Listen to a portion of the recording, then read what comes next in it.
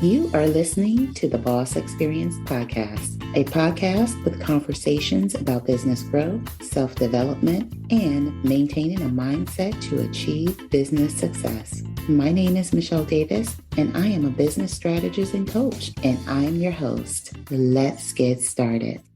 Welcome to another episode of the Boss Experience, the podcast that helps you turn your expertise into an online coaching business that replaces your 9-to-5 income.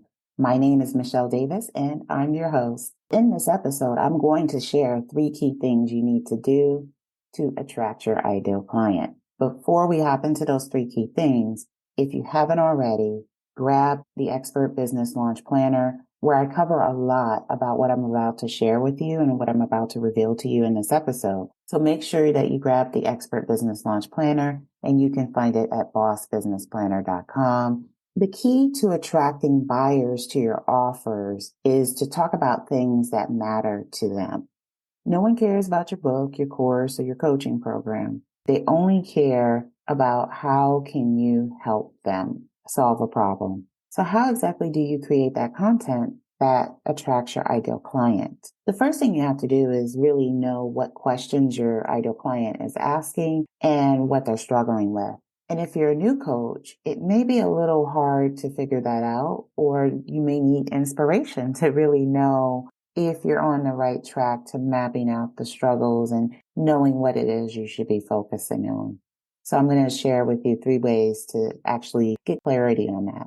So the first thing you want to do is think about your experience working with people that have this issue. Whether that experience is from your work, your life, wherever your experience is from, you want to think about what have been the struggles and the issues and the questions that people are asked around the problem that you solve for people.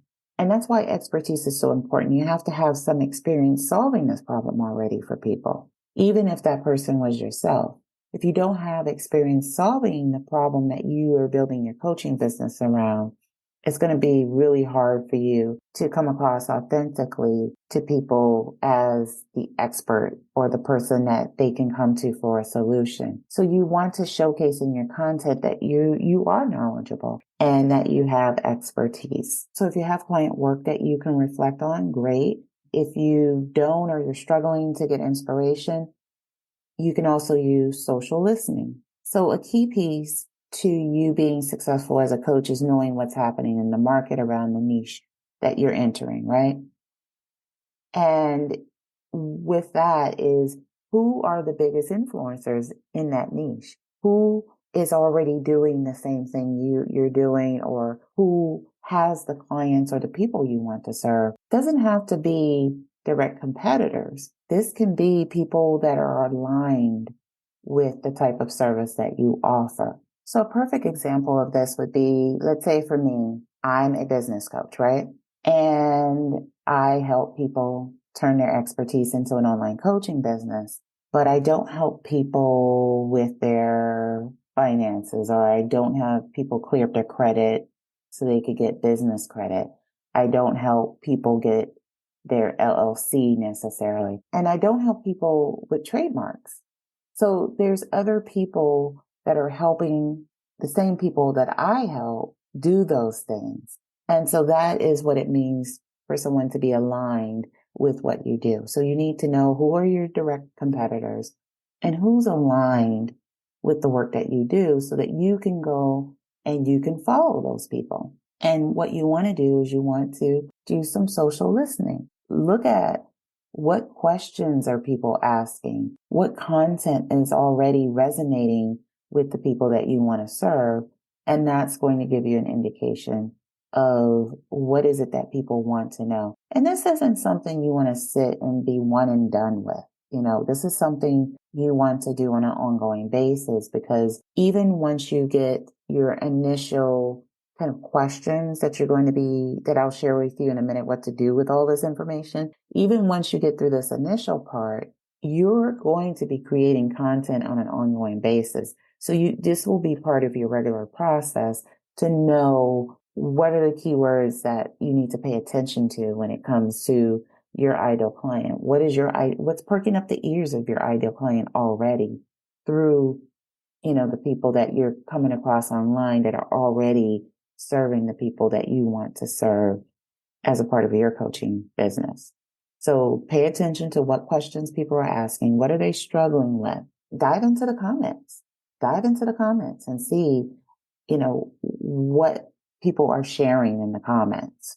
Okay, so I talked about the client experience as a way to understand your ideal client better. What are they struggling with? What are their issues? I talked about social listening, following the people, the influencers that already have your ideal client following them, or they already have your ideal client as their audience. So the third way I'm going to share with you to determine what your clients are searching for and the questions they're asking is a tool called ubersuggest.com. And I'll list the website down in the show notes. So make sure you scroll down to the show notes, but it's ubersuggest.com. And what that is a tool, and you basically enter a keyword, and it's a free tool as long as you keep your search to 3 searches a day. And anything after that, you have to pay for it. So think about your niche and think about the outcome that you want to provide to people. And it may take you a few tries to really get some solid data. But once you type in and plug in the keywords into Ubersuggest spits out basically all the questions that people are asking across the online space about the thing that you're searching. And they even color code it so that you know what people are searching for the most. And so what you want to do, and it's going to come in these like crazy graphs that you're going to be turning your head to kind of look at. So what you want to do is you want to download it in a format that you feel comfortable with.